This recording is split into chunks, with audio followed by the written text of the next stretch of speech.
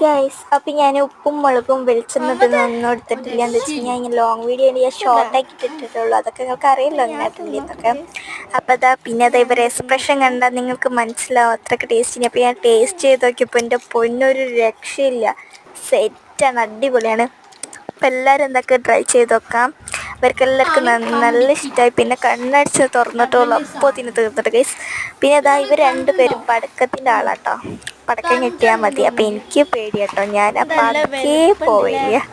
ഇവർ രണ്ടാളും മേശപ്പൂവും ഗുണ്ടും കുറേ സാധനം പടക്കത്തിനൊക്കെ മേടിച്ചിട്ടുണ്ടായിരുന്നു.